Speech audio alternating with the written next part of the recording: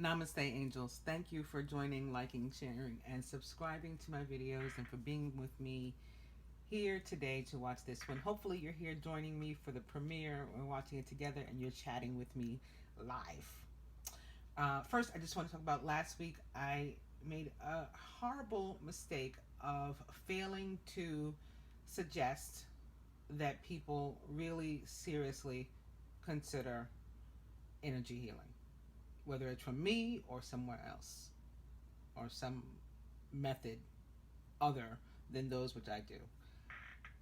Because just of all the kind of things that were going on in the universe last week, I'm not going to make that mistake again this week. Um, this week's not as busy, but there are two very heavy spiritual energy things going on. Three, make that three. I'm sorry. Um, very heavy positive spiritual energy that we want to take advantage of. And next week, there's all kinds of stuff going on. I've been talking about August 11th for months. I started seeing things about it. I started seeing things in my cards and my readings about it, showing you guys, live as I recorded, as it popped up. Um, and now that time is upon us. It'll be next week.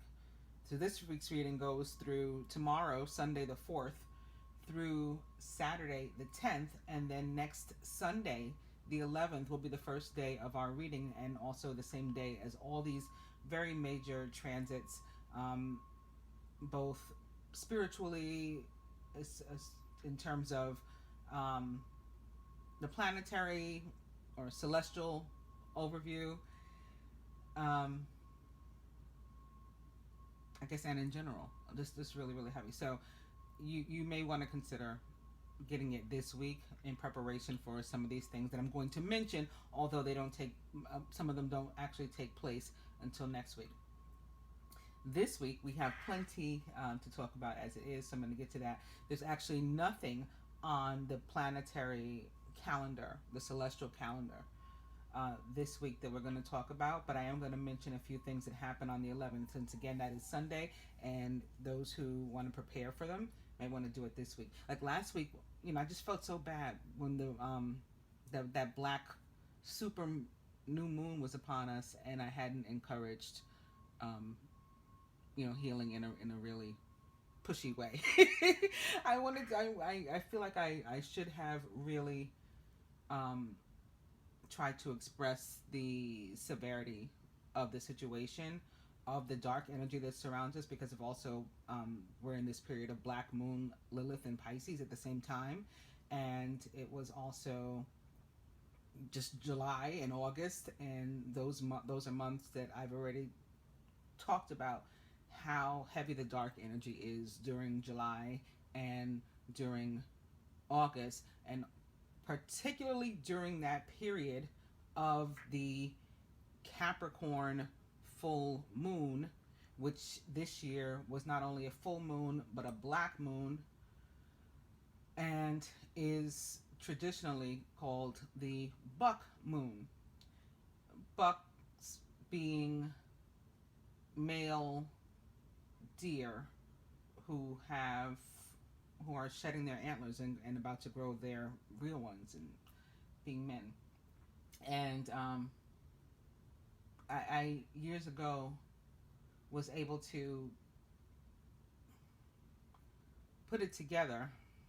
I was shown, however you want to look at it, that the period of the buck moon, that at least 2 weeks, which for this occasion is far more than 2 weeks, because it was, like I said, it was also a black moon, and also there was a partial lunar eclipse. So this could go on for months.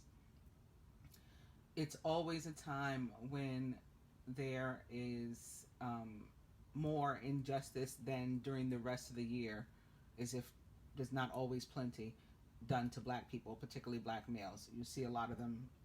You see a lot of death. And we've had it just this week. There's been so much. A guy was choked to death this week, Eric Garner style. Meanwhile, we're still talking about Eric Garner. Today, I just read that the cop that is the one who put the chokehold on him. The judge had recommended that he be fired. He was only suspended. I mean, it just goes on and on, but to me, it's expected during this period. And it goes back to, a lot of things historically for black people, and for black males in particular, with things like in slavery, the buck breaking, and just trying to domesticate what was perceived as like wild animals and savages, trying to break them down, break their spirit. It's called buck breaking. We also refer to, people as young bucks, and that was done as recently as I was a kid. I don't know if you guys still call people young bucks, but in any case, despite that, I don't think that I had expressed how very important it was to protect ourselves and cleanse ourselves and heal ourselves last week. So I definitely want to try to get it across this week because of all these things that are about to be upon us. All right, so that said, I'm going to start by, again, going over these things that are occurring on the 11th. So we have August 11th at 9:37 a.m. Jupiter goes direct. Jupiter, which has been retrograde in Sagittarius, which it rules since like April, if I remember correctly. It's been a long time. Also on August 11th at 3:45 p.m., Mercury enters Leo. So Mercury had been in Leo for about a month, if I remember correctly. This is all off the top of my head. I'm not looking at any notes or anything, so don't quote me, but it had been about a month as far as I recall. And then it went retrograde that last week or two, and then moved into Cancer while still retrograde. Then went direct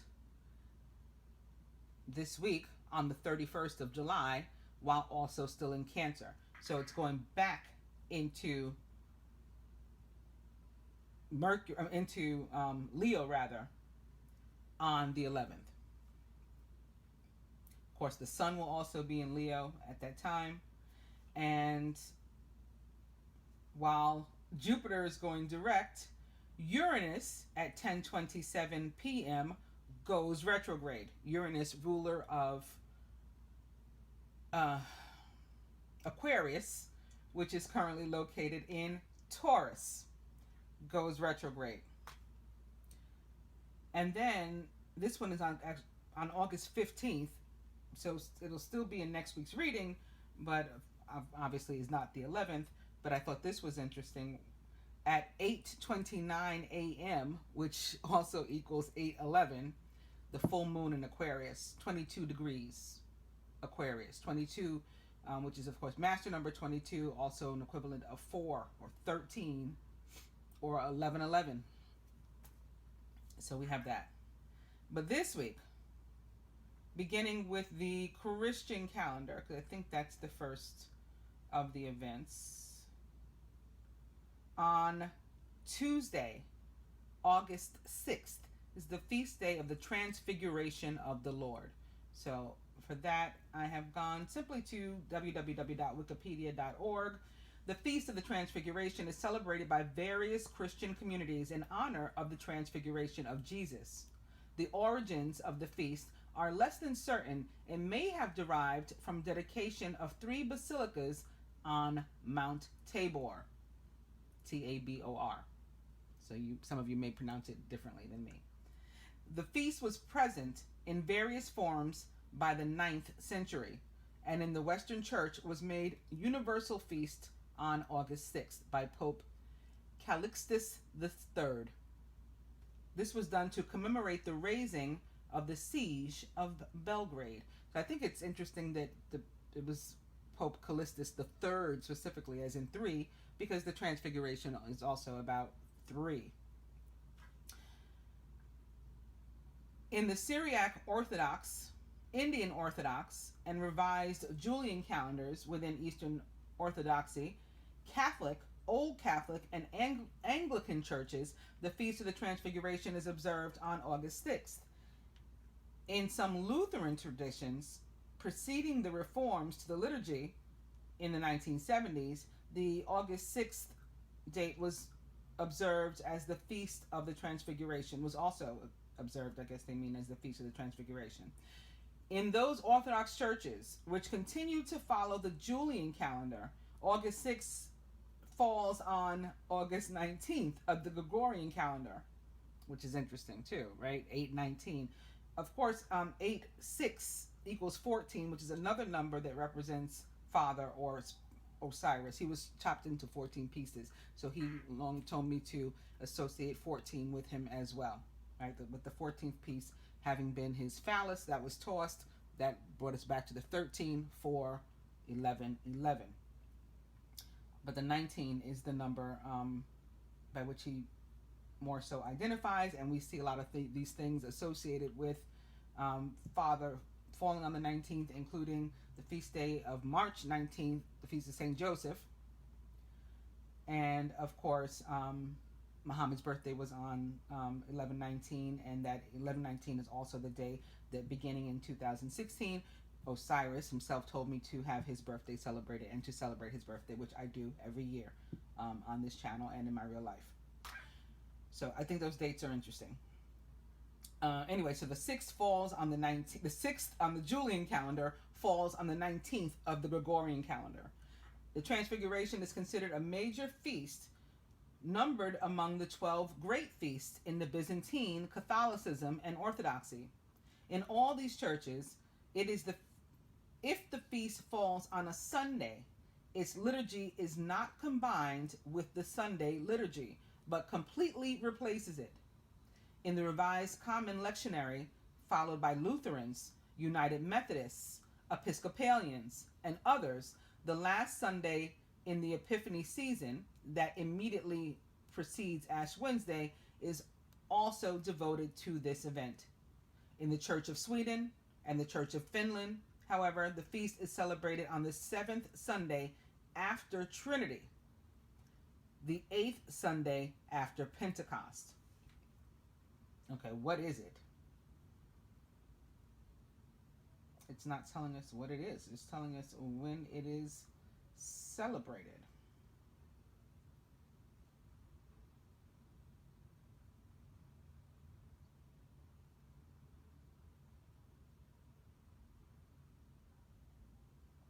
Well, I can tell you off the top of my head. I'm just puzzled by why I don't see it here.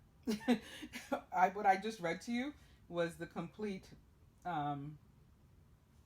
paragraph there under the Feast of the Transfiguration on www.wikipedia.org. So let me just tell you what it is myself.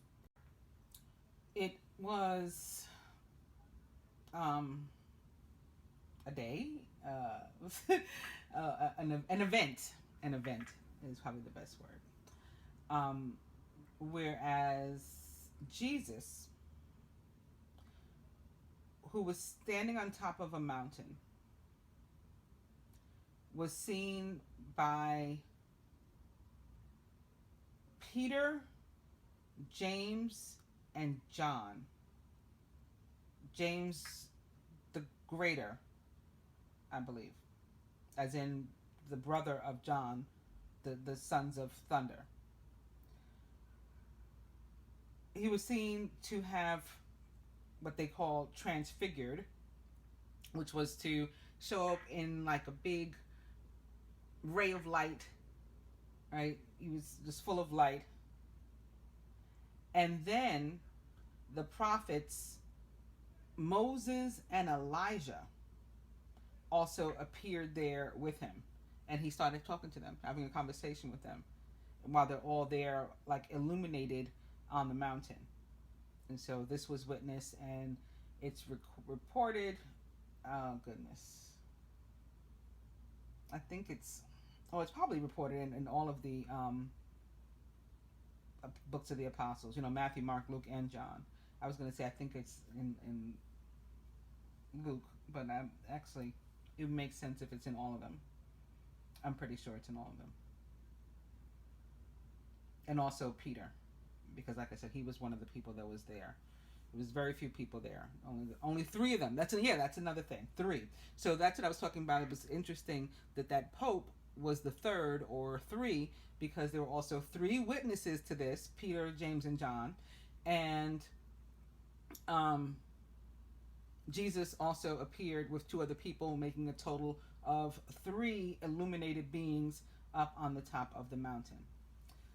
And I've talked about the Transfiguration at other times, like things that have come up in my readings. I can't think of now one of the reasons why I would have talked about the Transfiguration, or said that something reminded me of it or whatever, but I know I have. Anyway, moving on to Saturday the 10th, the last day for which this reading is. And I think, at least on one occasion, I had asked you guys not to quote me, because I was trying to rattle off all the things that I remembered being on the 11th. And I think I said that it might be Rosh Hashanah. It's not Rosh Hashanah. I wasn't wrong about the fact that there is an event on the Jewish calendar, but it's not Rosh Hashanah. It's actually a sad one, possibly considered the most sad on the Jewish calendar. And that is Tisha B'Av. Tisha B'Av. And for that, I'm going to go to www.shabbat.org to find out exactly what is Tisha B'Av. Tisha B'Av is the 9th day of the month of Av. And it's an event. I keep failing to find a word. An event that is observed from the 9th through like the 11th or 12th. It's like a 2-3 day holiday, the way it's recognized. So this year, it'll be, even though it's the 9th of Av, it is the 10th, the first day. The 10th and the 11th are the days that are going to be where it will be recognized. And it does say here, it is the saddest day on the Jewish calendar, on which we fast and deprive ourselves and pray. It is the culmination of the 3 weeks. So there's another 3. That number becoming very important this week, apparently, already. A period of time during which we mark the destruction of the Holy Temple in Jerusalem. In 1313 BCE, which is also the year that Moses died. Just another piece of trivia. And of course equals 2 13s or 4s or 11 11s. The spies returned from the Promised Land with frightening reports, and the Israelites balked at the prospect of entering the land. God decreed that they would therefore wander in the desert for 40 years. Both holy temples in Jerusalem were destroyed on this date. The first temple was burned by the Babylonians in the year 423 BCE, so a lot earlier. It looks like 900 years prior that had happened. The second temple fell to the Romans in 70 CE, unleashing a period of suffering from which our nation has never recovered. So what they're saying is on the same day, and this is why in my daily readings, I go over what occurred on a day, give a history of on this day, this happened, because these things tend to repeat themselves, and certain days tend to hold a certain energy. This is the negative day. This is a positive day. And so we can begin to monitor it in that way, and begin to understand the language, interpret this numerical language that is represented by these dates. That's the purpose of me doing it. Because last week or the week before even, somebody said, it was a weird comment on one of my videos. I think the general reading. Yeah, it was the general reading. I thought this was a psychic website, but it's a religious website. And I'm like, huh? What? And they were talking about the fact that in the weekly general readings, I do this. I go over events from the past that happened that I feel may affect us, not just in the celestial system, not just having to do with I don't know, any other thing, astrology or something like that, but also spiritual energy. I think this is spiritual war that we're at, spiritual warfare. Why wouldn't we talk about spiritual energy?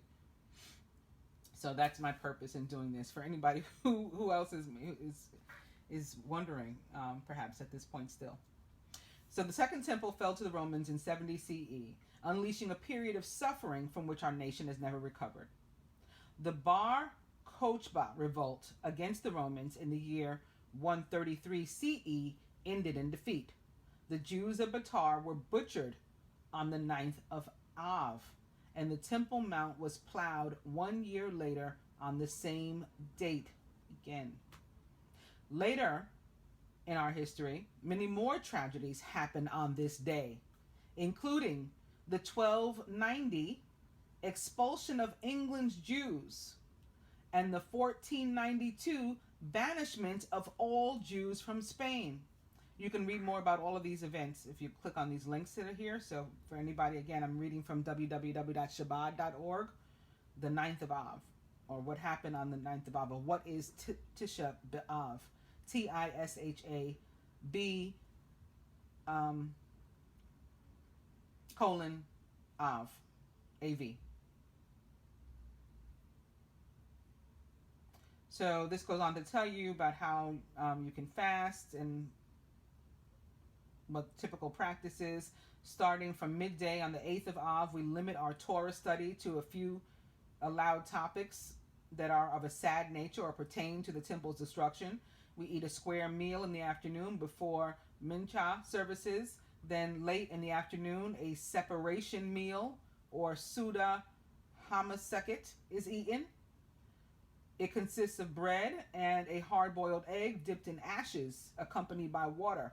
This meal is eaten alone, sitting on a low stool. So it's like you have to ostracize yourself and be sad. And that's what they're trying to emulate.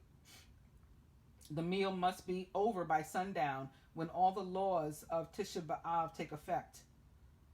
The evening services are held in a synagogue where the ark has been stripped of its decorative curtain and the lights dimmed.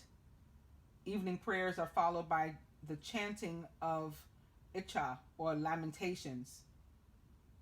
Morning prayers are held without talit and tefillin, since both are considered adornments. Most of the morning is occupied by the reading of the Kanat, marking the various tragedies that befell our people.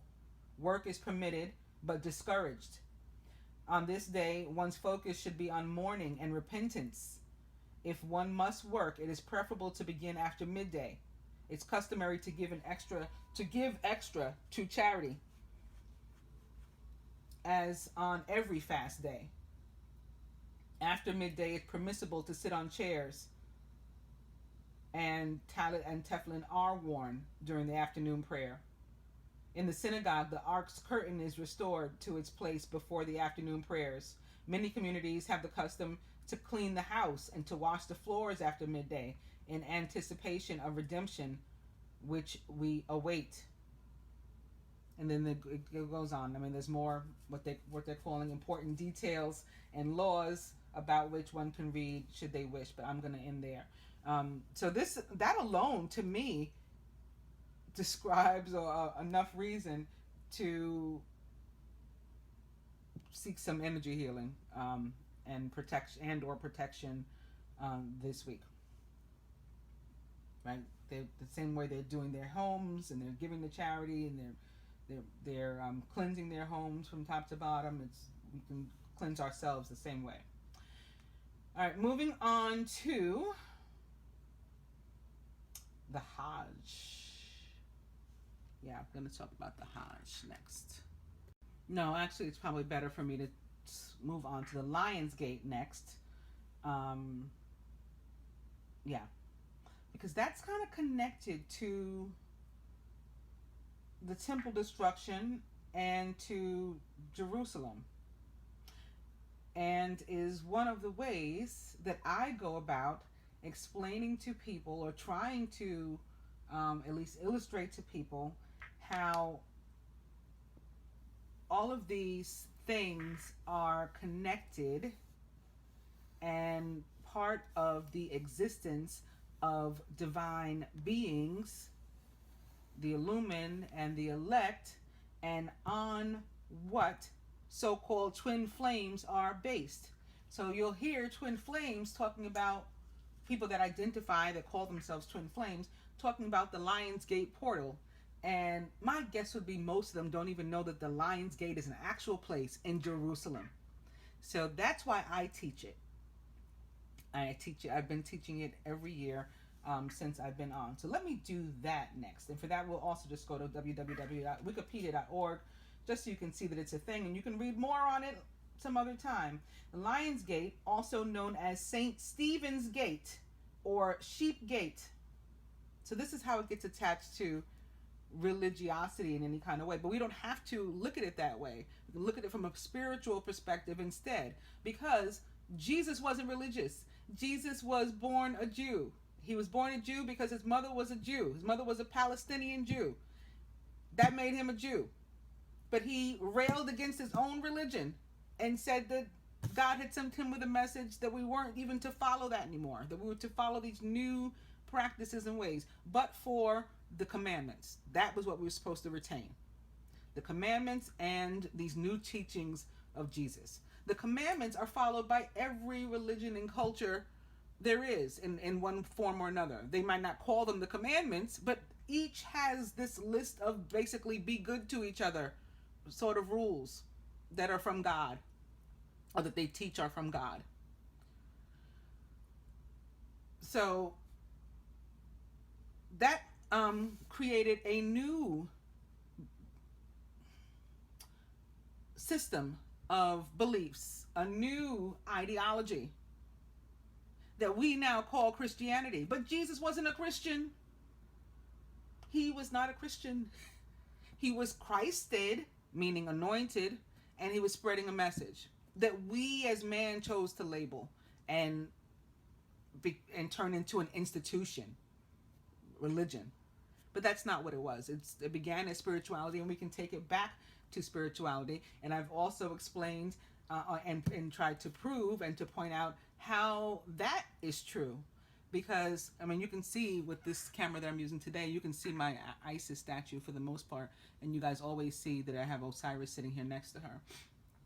So going all the way back to the Egyptian pantheon, one of the original 8 beings, since 8 is also a very important number, related not only in general to us in terms of karma and infinity and abundance, but also specifically this week because of the Lionsgate, which I'm about to talk about. It's the 8-8 energy that we attempt to take advantage of, hone in on, which is why I want you guys to be prepared and to get whatever. If you've ever thought about getting energy healing from me or in general, that you make an effort to do it this week. Also, that you take advantage of the free prayers to cut cords and things that I've posted on YouTube. Recite those over yourself, over your loved ones, over your home, however you see fit, for cleansing. But the original 8 beings, one of which was Ra, right? Amen, and there was an incarnated being down here, or so it's believed, I believe. Actually, there's a historical record of a pharaoh named Amun-Ra. Amun-Ra is from where Amen is, how we pronounce it now, is said to have originated. That's how it was originally said. Well, in Revelations 3:14, Jesus, in writing a letter to the Laodiceans, says, to the angel of the church, he's calling the person that is going to receive the letter an angel.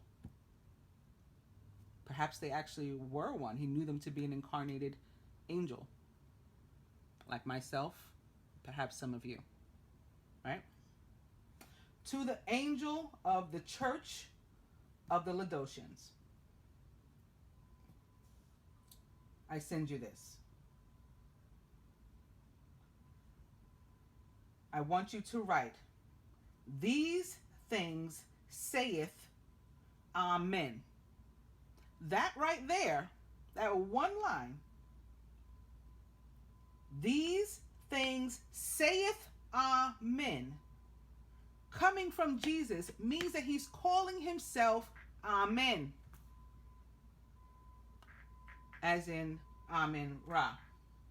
He himself is telling you his origins, that he is of the original 8 beings created by the one mother,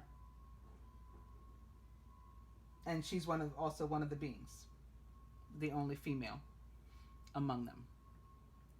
And then they went on to create other beings. But even Jesus ties it together, and it's written in plain sight, is my point. So getting back to the Lionsgate. Lionsgate is an actual place, not just a portal that we believe appears because we're space people and, you know, a bunch of other wacky stuff that somebody pulled out of their ass. Not that being a space person or incarnated being of space is wacky, but, you know, just some of the things that we hear going around, or at least that I hear, speaking for myself, going around that are completely made up, have no historical basis whatsoever, that we just latch on to and believe and support and give these people, you know, all kinds of notoriety, respect, admiration, our money, and it's for naught. It's foolishness. This is truth. This is historical record, historical account, an actual place about which I'm about to tell you. So Lionsgate, also known as St. Stephen's Gate or Sheep Gate, is a gate in the walls of the old city in Jerusalem, Israel. It is one of 7 open gates in the old city walls.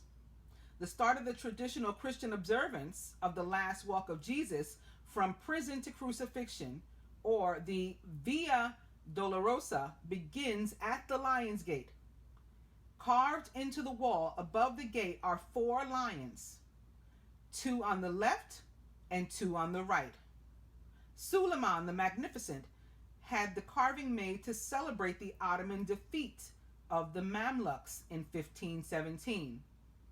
Legend has it that Suleiman's predecessor, Selim I, dreamed of lions that were going to eat him because of his plans to level the city, to destroy the temples and stuff. He was spared only after promising to protect the city by building a wall around it. This led to the lion becoming the heraldic symbol of Jerusalem. However, Jerusalem already had been, from biblical times, the capital of the kingdom of Judah, whose emblem was also a lion. Genesis 49:9. Now, of course, Genesis 49:9, or Genesis period, also goes on to describe the Lion of Judah, who I attribute to being not only Jesus, likely, possibly, but also Emperor Selassie. And I've done videos on that, and I talked about that recently because it was his birthday. He would have been 127 years old this year, which equals 19, to take me back to my earlier point about father, and how important this year in particular is, 2019, which itself equals 1119. And on the Islamic calendar is 1440, the year 1440, or 144, as in the 144,000 illumined beings, or 144,000 children of Abraham, or children of Israel. I mean, all this stuff is on what so-called, again, twin flames are actually based. You will not find any historical evidence of them outside of this. This is from where they come. Or I would, it would be nice if I could say from where we come, but what it's turned into, I certainly don't identify as, similar to not identifying as a Christian, although I clearly believe Jesus existed. All right. So you can find more about this, about the lion, about the Lion's Gate, again in the book of Genesis 49:9, hidden in plain sight. Historian Moishi Sharon notes that the similarity of the sculpted lions to similar pairs at Jisr Jindas and Qasr al-Basha in Gaza, right, where the pyramids are, all represent the same sultan. Sharon estimates that they all date approximately to the year 1273 CE. The gate is part of the city's extant walls, built by Ottoman Sultan Suleiman in 1542-66. The walls stretch for approximately 4.5 kilometers and rise to a height of 5 to 15 meters, which is 16 to 49, and that's another 49 feet. 49, of course, also equals 13 of 4 or 11:11. So not only the book of Genesis, 49:9 equals 13:4 or 11:11, but the size of the building with a thickness of 3 meters. So there's another number 3. 3 meters is equivalent also to 9.8 feet, they point out. Altogether, the old city walls contain 43 surveillance towers and 11 gates, 7 of which are presently open. So that's the Lionsgate. Now the Lionsgate portal, again, is a time in numerology, but this is, I just told you on what it's based, and it's considered a very highly spiritual, energetic time, and a time when that we should take advantage of in a positive way, prepare ourselves to walk through. Similar to how Matthew 24:42 recommends that we prepare ourselves. So we don't know what's coming when, that we take advantage of these opportunities to prepare ourselves, right? Because God could be coming to lift us to new heights or do something for us. We don't know what day that's going to happen. So you prepare and you go through this portal. The number 8, again, is about, like I said, abundance, infinity, karma, and it's a very, very high energy number itself. In supreme math, I've talked about what 8 means. It means build, destroy, which is basically something else, that a principle that Jesus, in which Jesus believed, you know, like if you're not with us, you're against us. If you're not helping to build, you're helping to destroy. If you're not, you know, contributing, you are taking away, you're stealing. And it goes toward this too with the temples. Like if you're not helping to rebuild, in Jewish belief, every generation is meant to attempt to rebuild the temples and to restore Jerusalem, to restore the Holy Land. And every year that it doesn't happen, that's a generation that failed, as if we're all the way back in the original time when the temples were destroyed. We might as well be back there. It's like it's destroyed every year again until it's restored. So those are all the things that 8 means, to my understanding and from my perspective. But this is a really charged, again, time for you to grow. It's not just, even from the numerology perspective or astrology perspective, though, it's still not just about that. It's also about, and this is why it has there's a particular period of time when it occurs also, that just happens to be around the same time as the temples being destroyed and everything else happening, is because Sirius, which to me, and I've talked about this but not in a very long time, is another representation or vibration of Isis.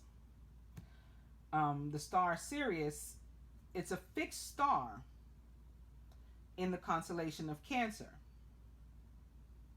And it's considered, people call it the sun, or a spiritual sun, S-U-N. Although obviously it's not Earth's sun, but Earth's sun is also a star. I think sometimes some of us forget.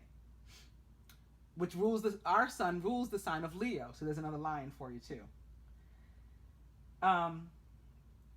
In ancient times, it was thought that the star Sirius was also a gateway to, higher vibrations, and that makes sense, cause especially for me, because like I just said, Sirius is connected to Isis for me, and she and her higher vibration, as she told it to me, her higher vibration created not only herself, decided to um, experience herself, experience herself, her as the universe, as this different being, and created herself and the seven others rather.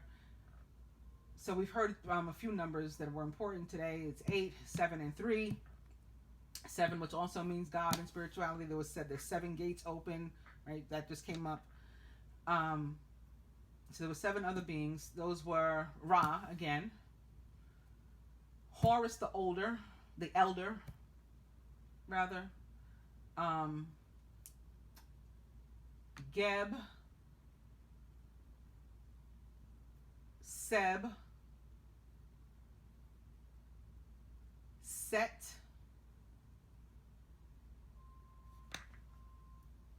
Thot, and Osiris. So those are the other 7.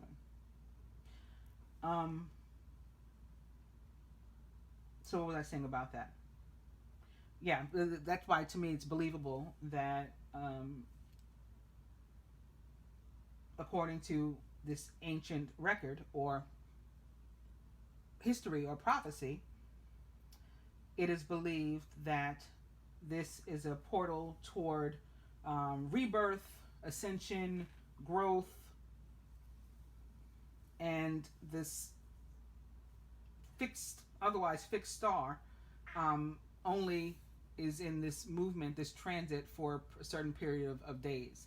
So this year, it's the 26th, July 26th, which is past, and on which a lot of us may have felt different things going on. We might not have noticed or been able to isolate any one thing or another because we were also stuck in Mercury retrograde. Thank God that's over.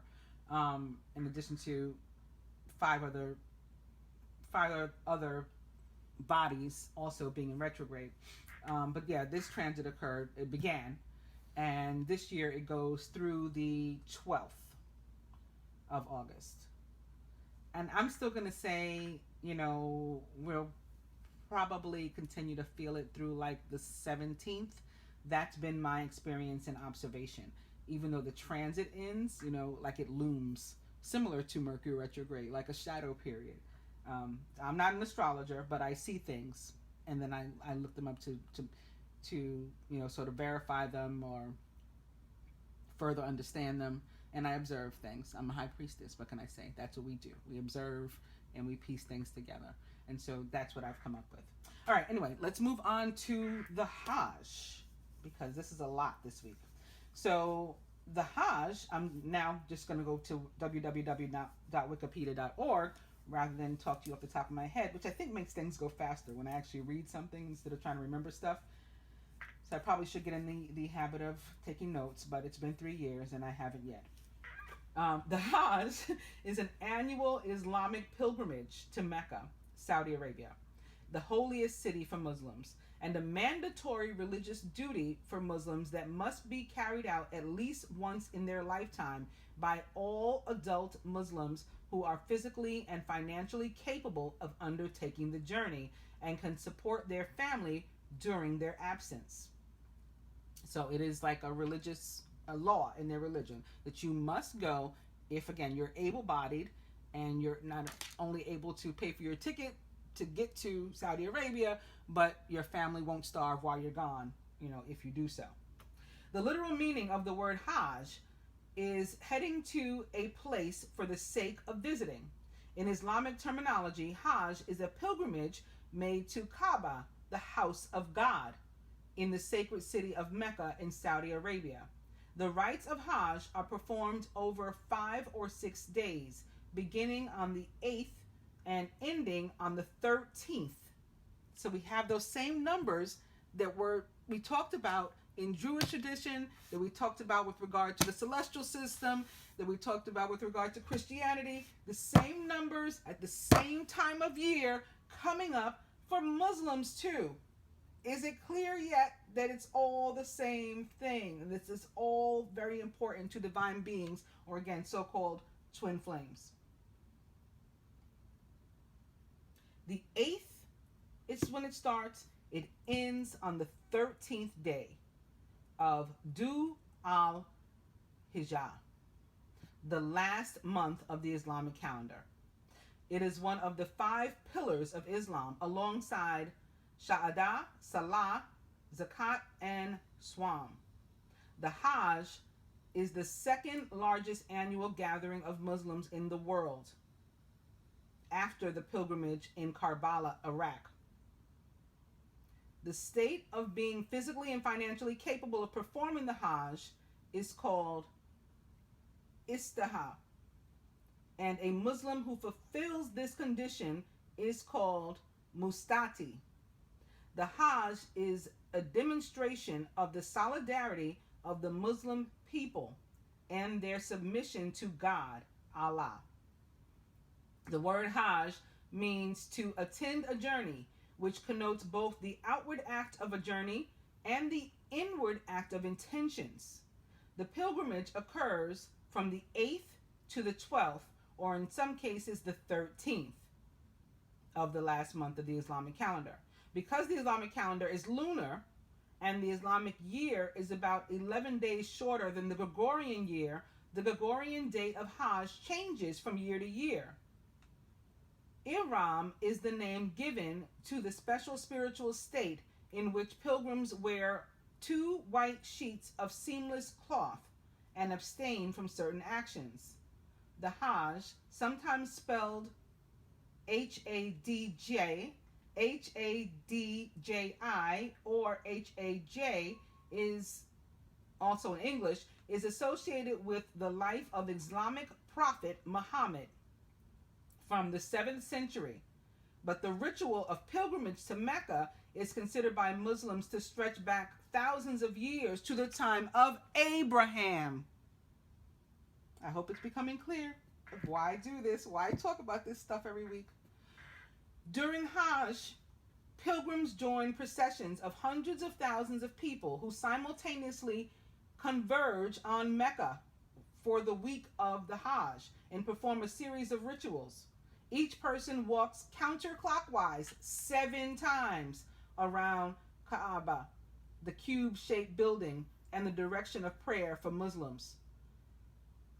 Runs back and forth between the hills of Safa and Marwa, drinks from Zamzam well, goes to the plains of Mount Arafat to stand in vigil, and spends a night on the plain of Muzdalifa, maybe, Muzdalifa, and performs symbolic stoning of the devil by throwing stones at 3 pillars.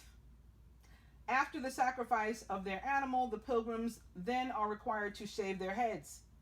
Then they celebrate the 3-day global festival of Eid al-Adha. Pilgrims can also go to Mecca to perform the rituals at other times of the year. This is sometimes called the lesser pilgrimage, or Umrah. However, even if they choose to perform the Umrah, they are still obligated to perform the Hajj at some point in their lifetime, if they have the means to do so, because Umrah is not a substitute for Hajj. In 2017, the number of pilgrims coming from outside of the Kingdom of Saudi Arabia to perform Hajj was officially reported at 1,752,014 people and 600,108 Saudi Arabian residents, bringing the total number of pilgrims to Mecca for the Hajj to 2,352,122 people. And that was that. Hopefully I got my points across. Hopefully you guys know how important it is to cleanse, heal, prepare this week. And on that note, I'm going to get to the dice, beginning with Forget It. stay in bed. And 29, which represents spiritual partnership, and maybe specifically a spiritual partnership that involves some sort of humanitarianism and service to humanity, which is also what divine beings or so-called twin flames are supposed to be about. What our purpose is, our collective purpose. Spirit says romantic dinner, cocktail, and email. With the cards, coincidentally, I'm beginning with Major Arcana card 8, Justice, which has a big 11 on it. So it's like the 8-11. Fair and just decisions. Do what you know is right. Stand up for your beliefs. Major Arcana card 8, Justice, represents the planet Venus in the sign of Libra, which she rules. Venus, speaking of Venus, is the ruler of all abundance as well, and the sign of Taurus, which may be gifting us this ace of autumn. You can expect a windfall of abundance, such as money, timely assistance, a serendipitous meeting, or rewarding advice. You may be offered a fabulous new job or a promotion, or get the prospect or have the prospect of a profitable business venture or investment. Maybe 29, a spiritual partnership. This can also be with regard to relationships, of course. And where it does have to do with relationships, it might be a new one or a new start to one, and we can go all the way. There's longevity here. This is like, the makings of a lifelong commitment in one way or another. I'm not telling you what capacity to commit yourself to another person. We all have our choice in that. And the last, oddly, I guess, because I don't think I've ever done this before for the general reading, using the hashtag creepy deck, and I'm beginning with karma, which I feel is also appropriate. Again, 8s equal karma. So starting with the Angel Tarot, again, beginning with Major Arcana card 8, Justice, opening right away to Major Arcana card 7, the Chariot. There's one of our other important numbers this week. The Chariot represents the sign of Cancer, where the star Sirius sits. The fixed star of Sirius sits in the constellation of Cancer, the crab. An important achievement, self-discipline and willpower, public recognition. The Chariot is also about transportation, movement, victory, travel. Oh goodness. That wasn't very good at all.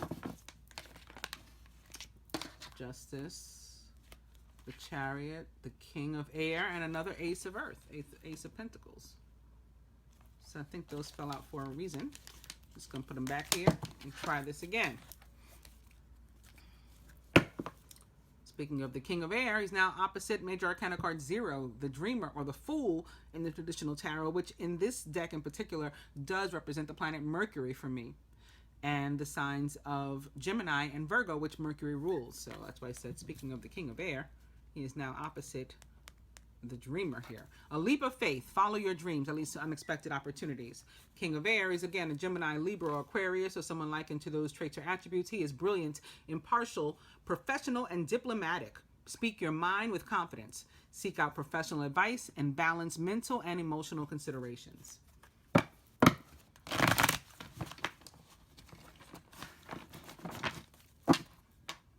The Dreamer. And the Ten of Fire, too much work. Accept help from others. Life is out of balance. That leads to stress-related health concerns. A period, a phase ending. Here we got another 11. Major Arcana card 11, Strength, which represents the sign of Leo, the lion. Great inner strength. Release harsh judgment. Instead, exercise some forgiveness and compassion.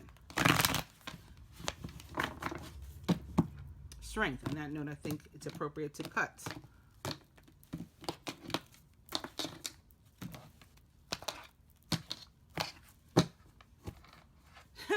And that takes us to another Major Arcana card and another one of the numbers that I've been talking about this whole time. Major Arcana card 13, which represents the sign of Scorpio, like King Osiris, who I also mentioned. the Scorpion King. 13, a 4, or 11, 11. And this, in the tarot, Major Arcana card 13, release is death and marks the end of a phase. It's about transformation, right? The end of a phase or situation, spiritual transformation. It's time to move on.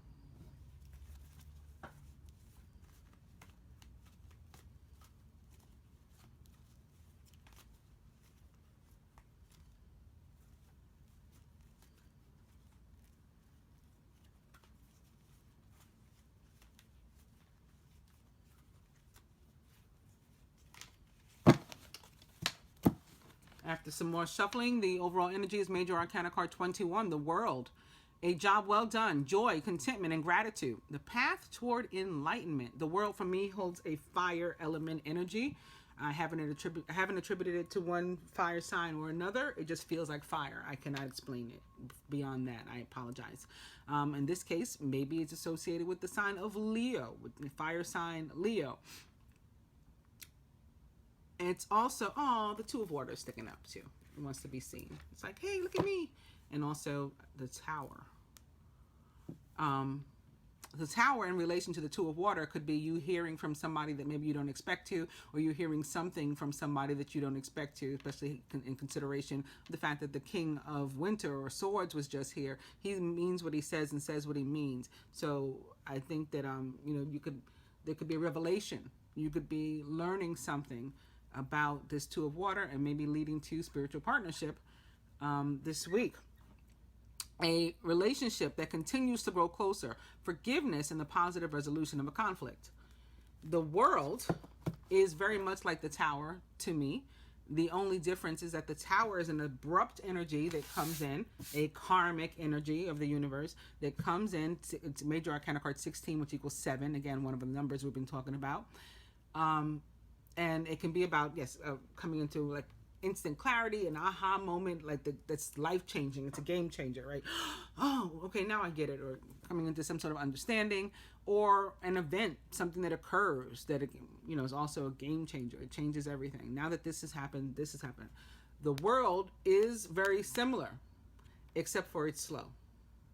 It's a much slower paced energy, and it can be about the universe easing us out rather than yanking us out of a situation, easing us out of a situation.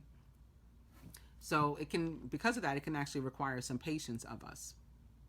The situation may involve 3, some sort of party of 3, not necessarily, but possibly a love triangle.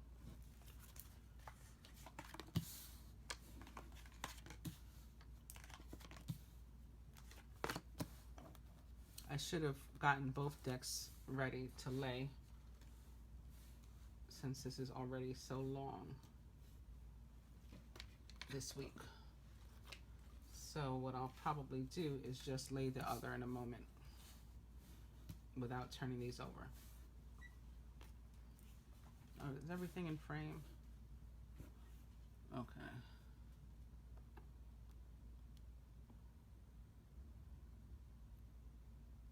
There we go. That's a little better, right?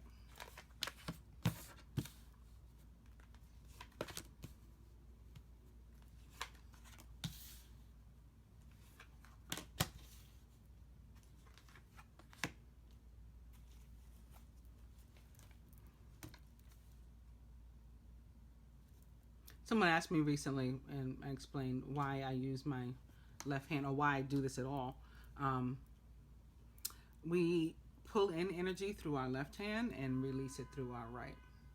So that is why you always see me do this. Although I'm right-handed, actually, so I would otherwise use my right hand to do stuff. I use my left hand for this, to pick up the energy from the cards.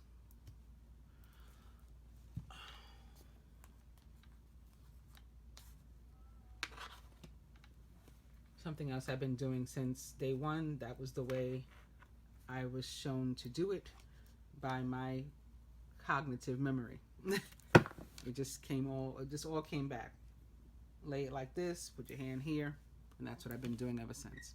Speaking of my cognitive memory and my past, as it relates to tarot, I saw for myself this layering this week. And I commented on the person's video that I was watching. It was actually a Leo video, Leo Lion astrology reading, tarot reading, zodiac related rather, tarot reading, because I'm a Leo rising. And this thing popped up into my feed. And normally, I mean, things pop into my feed and I don't pay them any mind. I keep going, but I was guided, to watch this, and now I know why, or I quickly learned why.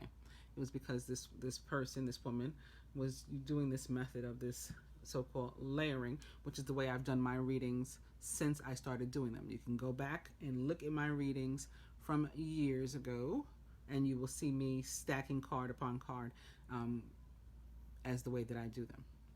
So this is not new. It's appropriation at its realest.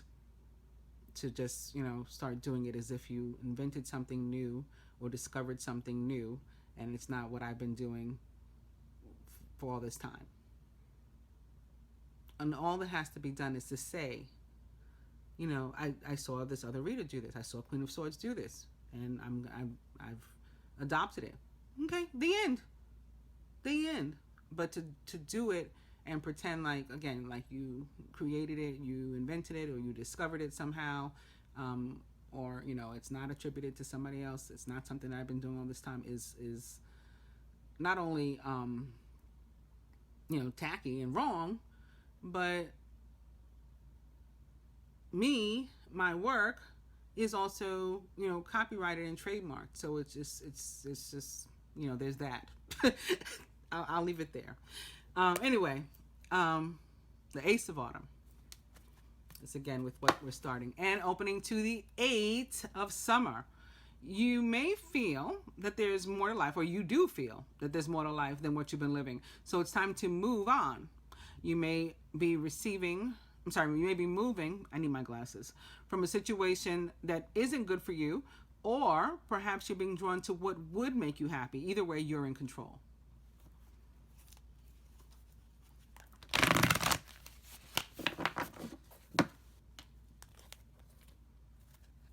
And the 8 of Winter. It's so easy to convince yourself that you're trapped when you really aren't. Trust that God will lift you to new heights and give you a greater sense of self-confidence if you first affirm your freedom.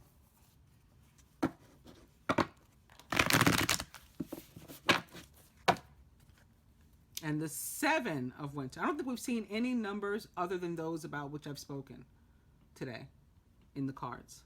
7 of Winter. Caution will help you to avoid the loss of valuables, including non-material resources such as time or peace of mind. Be aware of the results of your actions as well as what others might be doing behind your back, trying to steal your joy. We can also be guilty of, this is what they wanted me to see. So they're also showing me the Lovers, Major Arcana card 6. I did mention 6 too. In fact, something had a date of 6/6. True and long-lasting love finds its way into your life. Follow your heart with caring actions and choices. Major Arcana card 6 represents the sign of Gemini. With all this air, there could be a Gemini involved, or maybe, again, Mercurian energy is involved, perhaps. Right? Mercury. Or perhaps Venusian energy is involved. Venus, another ruler of Gemini. In any case, we can be at risk of stealing our own joy when we lack confidence, when we are filled with fear, lack esteem. We prevent ourselves from, taking a chance, from pursuing a dream, and in that way we are stealing our own joy.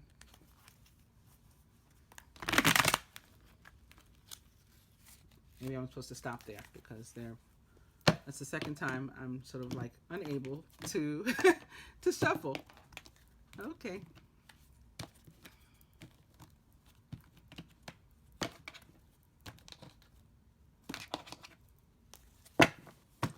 Boom, it's another 8. This is what you call a real psychic reading. Right? Real psychic.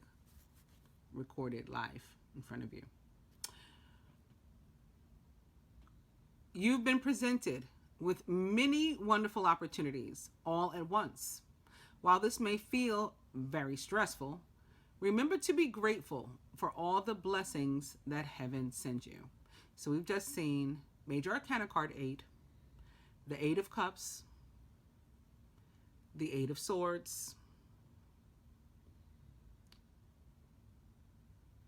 and now the 8 of Spring, or Wands. This is about karmic energy, fire energy, fire element energy, working behind the scenes on our behalf. It can also be about news that is coming to you, like I talked about perhaps with the Tower in consideration of the King of Swords.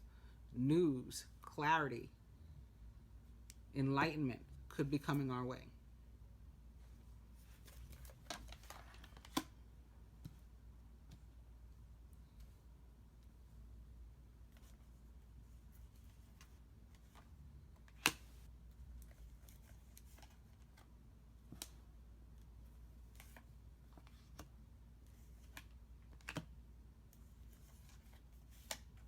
There's 2 here. I tried to leave that one behind. It came anyway, so we're going to put it down.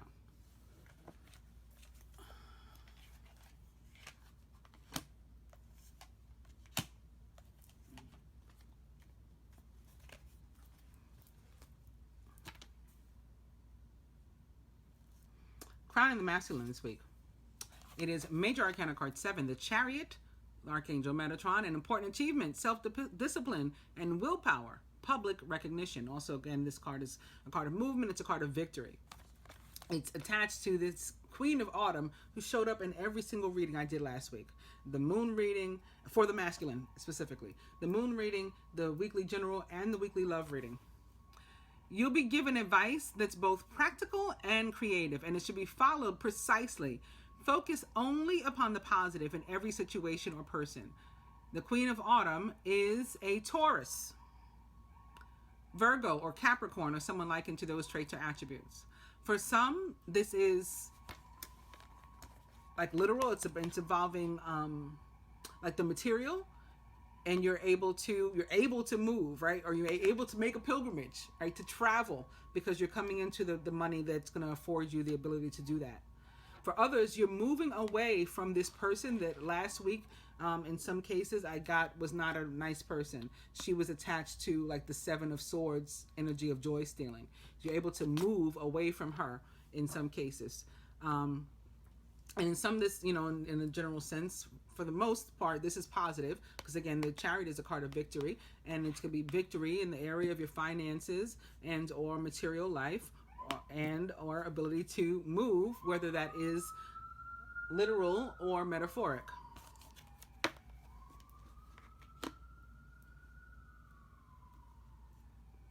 Could be even somebody getting a new car this week or something. Masculine, getting a new car. He's surrounded by. Here's his opportunity. And it is, again, Major Arcana card 16, life experience, or the Tower.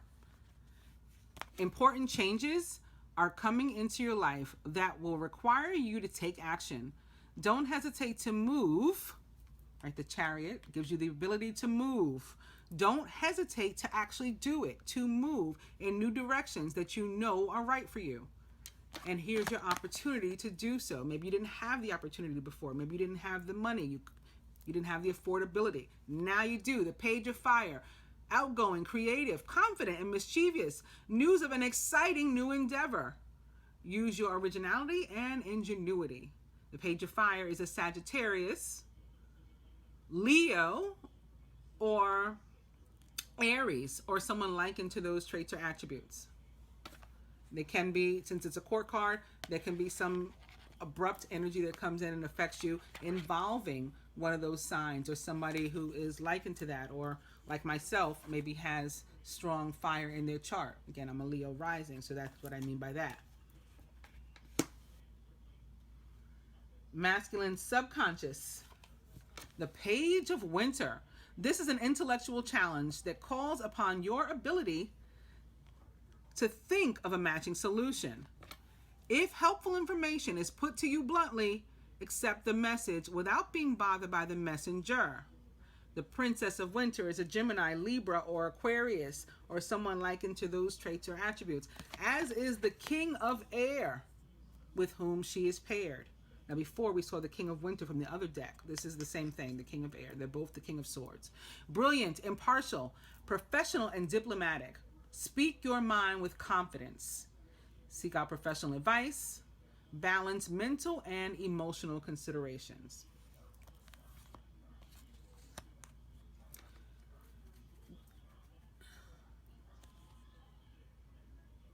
You may have an opportunity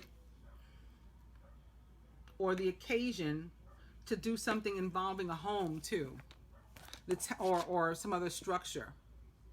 The Tower can represent an actual building, tower, home.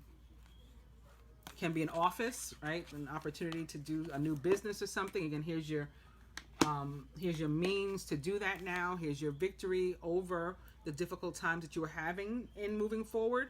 Right now, here's your opportunity to move forward. But it may involve receiving some sort of communication, enlightenment, or clarity.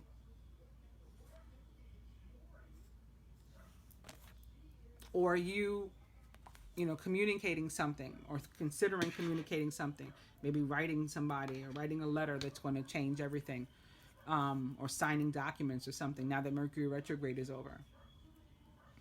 Again, you want to mean what you say what you mean only.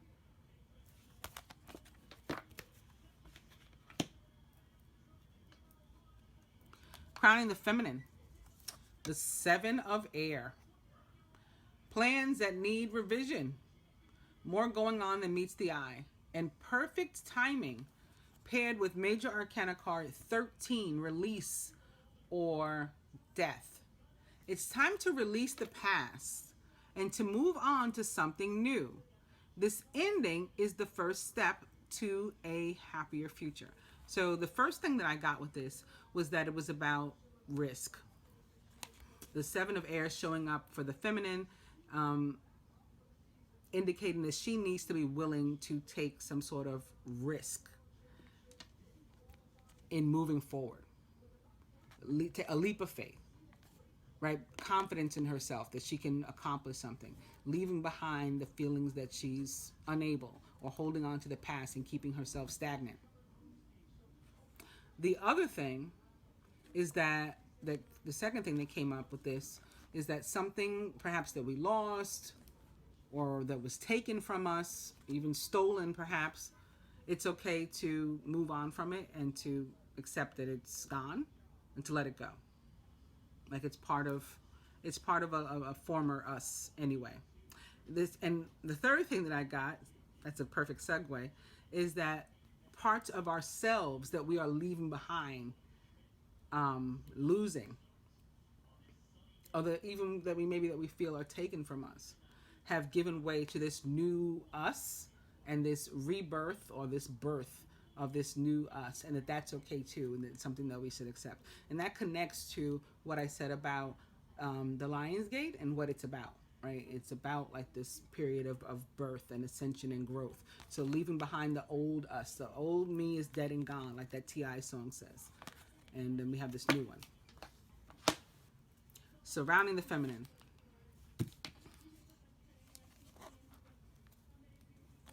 The Four of Earth and the Ace of Winter. Being too frivolous or too cautious with money. Good business decisions and giving to those less fortunate. And the Ace of Winter, implementation of your brilliant new idea may get off to a rocky start, but keep going. The challenges will help you to refine your plan and to reshape your goals into something even better. The Ace of Winter, or Swords, is another card of victory, triumph over difficult times. This Four of Earth could mark the difficult times. It could be a time when somebody was holding on to us too tightly, right? They wouldn't let go. It was stifling us. Or we were holding on to something, including perhaps ourselves, too tightly. We wouldn't let go and allow for change, allow for growth. We could have been sticking into an old job, working situation. With the Four of Earth, with work, and finance, for me, it's about like working a job that pays your bills, but you hate it. You hate the job, you hate the people, they hate you. and you're just there because it does pay the bills. You earn a living there, and so you can live. But is that enough? So you may finally be taking that leap, that risk, and applying for a job somewhere else. Applying for maybe a promotion, and if it's in the same establishment, or promotion, or a transfer, or a new gig, within the same organization, but a different thing, releasing you from this other thing. So it's triumph. And the same can happen with relationships. Sticking in a relationship that was going nowhere fast, and we knew that. And then there's a need to make a change, to have a conversation, perhaps. Have a conversation. Maybe this is a relationship with 2 air signs. And we make changes after a conversation, or we decide, to part ways, perhaps. Or at least to take some sort of break and figure things out. Ace of Winter also about coming into clarity, too, and getting to the truth of a matter. And Feminine Subconscious, we ended up with 3 cards. 3 very nice cards. Okay. The 2 of Fire. You've come into your own. New partnerships or contracts continue to move forward. The 2 of Fire is about partnership, and in a general reading can be about any kind of partnership, friendship, business partnership, or romantic partnership, whatever.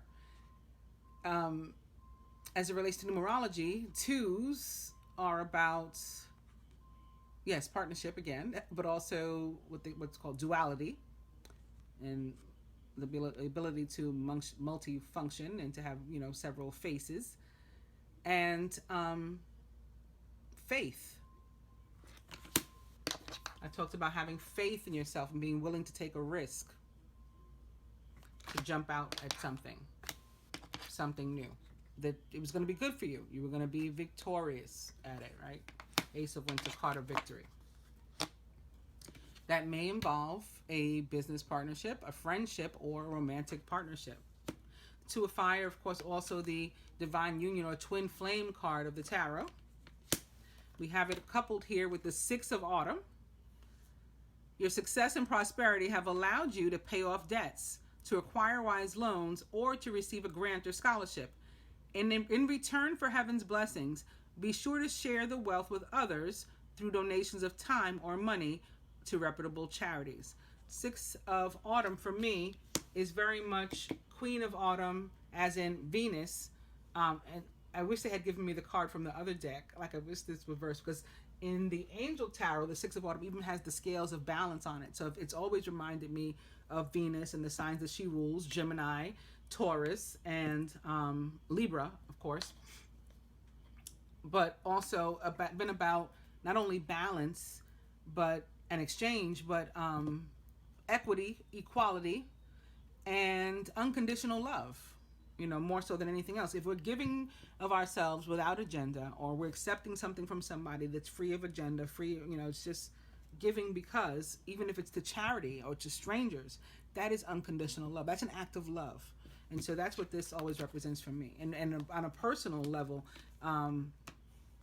there's a song called Exchange that I have shared, my Divine Masculine and I have shared, in describing our relationship together.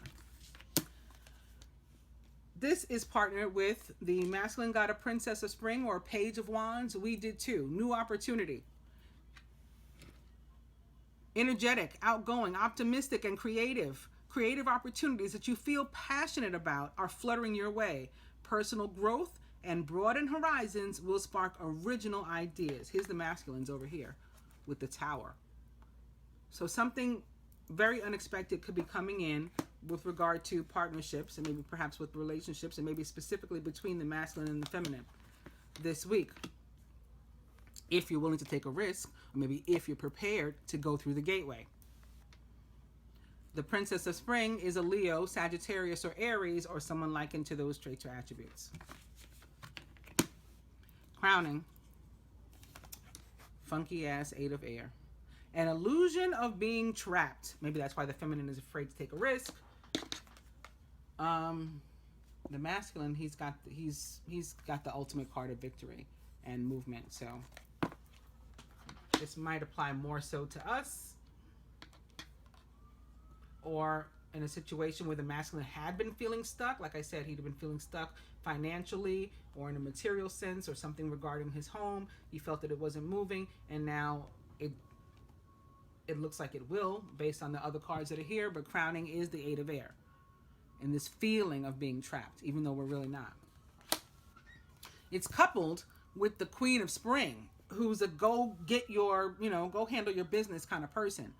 She is talented, brilliant, independent, and charming. Don't underestimate your ability to manifest your dreams. You may have several priorities vying for your attention at once, but you can do it. Queen of Spring, like these pages of wands, a Leo, Sagittarius, or Aries, or someone likened to those traits or attributes. She is a go-getter. She is not, she does not lack confidence. She is super confident.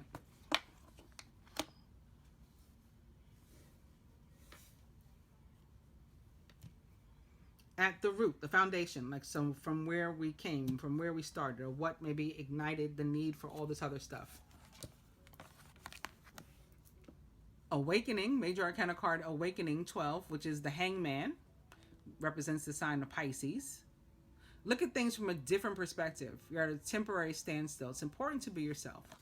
And that partnered with yet another Chariot, major arcana card 7. So it's another 3 and another 7.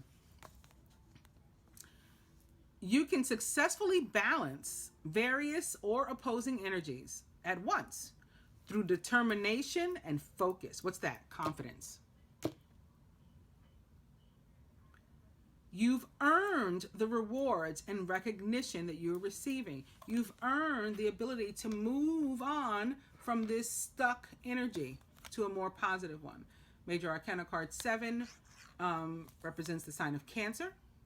And major arcana card 12 represents the sign of Pisces. So this is a lot of water, love and emotion, if not love, emotion in general, involved here, attached to whatever scenario fits you. At the heart of the matter, boom, major arcana card 19, the Sun, ruler of the sign of Leo. Well, the actual Sun, Earth star, the Sun. In the tarot, ruler of the sign of Sagittarius. Happy outcome, brilliant new ideas that lead to success if you have confidence in yourself.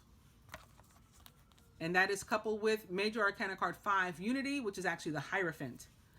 Embrace this time of deep spiritual growth. You may feel called to act as a mentor, to find a new teacher, or to spend time with others who are also on a sacred path.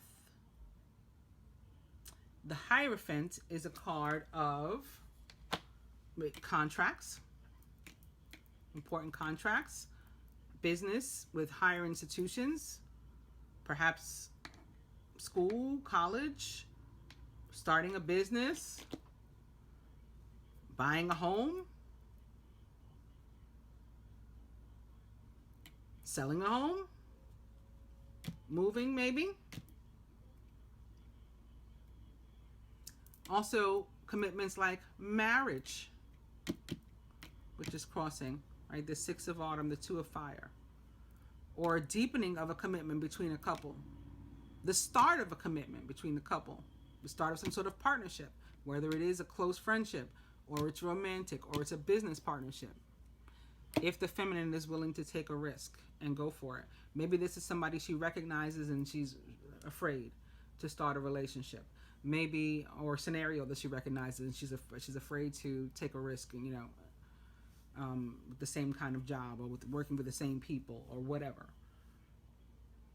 But all the signs point to actually doing it, and it being successful and in your favor. With the help of all this, yes, Leo energy, it looks like, and Sagittarian energy. Jupiter, 8, karma. Jupiter is the ruler of growth and expansion and of luck, which is based on karma. Further advice.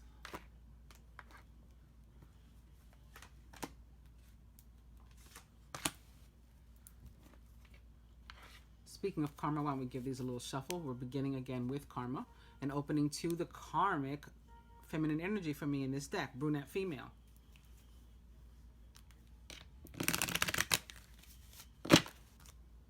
Karma. Wow. And opening to the karmic masculine energy for me in this deck, fair male. Brunette female is often a Cancer or Leo. By the way, we've got all this Cancer and Leo energy on the table, or Cancer, Leo, Cuspian. And fair male is like the devil in the tarot, a Capricorn for me. So we got that here on the table too. And control. So that's the feeling of being stuck.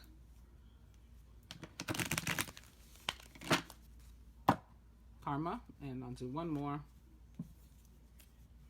It is blonde female, which we already moved into a more positive spot with this blonde female because she is representative of this Queen of Spring or Wands kind of energy for me, the divine feminine in the tarot. This is what this card represents. So on that note, let's cut.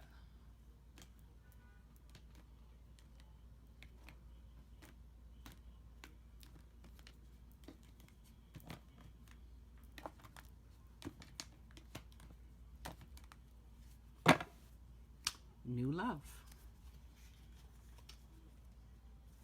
I was going to shuffle a little bit more, but no. There's our cards. All right, so further advice to the masculine, supporting all the other messages we already got, is another 3. 1, 2, 3. Dating queen. It's like a 3 of Wands kind of card for me. It may actually have to do with having options in relationships. Some sort of party of 3, maybe even a love triangle. But also about, positive moving forward and co-creating and making, long-term plans for yourself to live life and enjoy. For the feminine, fair male. Could be a situation going on involving perhaps a Capricorn. Or perhaps a devil-like energy in the form of a masculine energy. Maybe connection to Pluto, ruler of Scorpio, in Capricorn, retrograde currently. Or perhaps Saturn, which is also retrograde in Capricorn right now. Or the feeling of just connected to the feeling of being stuck. That's here underneath the crowning card, the 8 of Swords. Or you may be dealing with a karmic masculine energy, an actual male, or it could be a female too, actual person in your life. Maybe that's whom you need to leave, right? Here, you need to take a risk and get away from. Might be a relationship and move back instead toward, a relationship where there's equity and balance and love and equality and the ability to partner and to offer something to the world. Spiritual partnership. For the masculine, it's another 8, the 8 of Earth. Skilled work is rewarded. Learning all there is to know about a topic and maybe even going back to school, which again the Hierophant could perhaps be about. And maybe you suddenly get an opportunity to either go back to school or to learn something new. Maybe again at your job, or start your own business. You get to learn to be an entrepreneur, or to have some other experience that works out positively for you. It's like reaping what you've sown is what this card is about. So like you've already done the work kind of, and now this is the reward for it. Feminine. Another 3, the 3 of fire, like the masculine god. This is what I was describing here, what I was getting from his dating queen card. Even though it doesn't look like what I talked about, this is the kind of feeling I was getting from it. Abundance. Things look very good. Have patience at this time and make long-term plans. Comes after the 2, right? After we have the faith. We start out with a 1. An ace can be a 1 or an 11, right? We start out with a 1. We have an idea. We have a thought. We speak it over ourselves. We're thinking to ourselves. We make sure it's positive. And we begin to grow to a focused intention in our head on that thing. And then we get the 2, and we have to have faith that, yes, I'm continuing to focus on this intention. I'm going to throw caution to the wind or whatever, and continue to focus on this intention, even though it might sound wacky to other people, because I have faith that it's really going to come to fruition for me. And then here we are at the 3. So the next step for the feminine is the 4 of Wands. From the animal tarot to the masculine, his last card, speaking of 4, of this suit and element of fire, it is Major Arcana card 4, the Emperor. Structure and organization are important right now. Don't be afraid to take on a leadership role, right? To be the boss, because that's what I see for you. You have much wisdom to offer. Major Arcana card 4, the Emperor, is an Aries or a Scorpio, perhaps, ruled by Mars, or someone likened to those traits or attributes. He is perhaps a boss or father, a married man, a widower, a divorcee, the marrying type, marriage material, the marrying kind, all of that. You know, he's a mature and worldly man kind of energy. Maybe your actual father or your actual boss, or some other authority in your life. Again, maybe you're coming into contact with some sort of authority because you're doing business. That's possible too. And lastly, for the feminine, it is yet another 3, the 3 of Autumn, another card of abundance, and about abundance that's earned, most specifically. Your most satisfying and profitable career, and I'll add relationship, come from following your passions, listening to your heart, and doing what brings you joy. Your life purpose is best fulfilled by allowing your true talents and true self to shine forth out into the world. The 3 of Autumn is about abundance that is earned. It can also be connected to some sort of party of 3, not necessarily a love triangle, but perhaps, or maybe even somebody you met at work, a relationship that begins at work or began at work. Can have to do with some sort of group at work too, or a group project, and something again that you're going to be successful at, and it's going to pay off for you in your favor. I hope that you guys have enjoyed the weekly general reading. I'll be back with love. Namaste.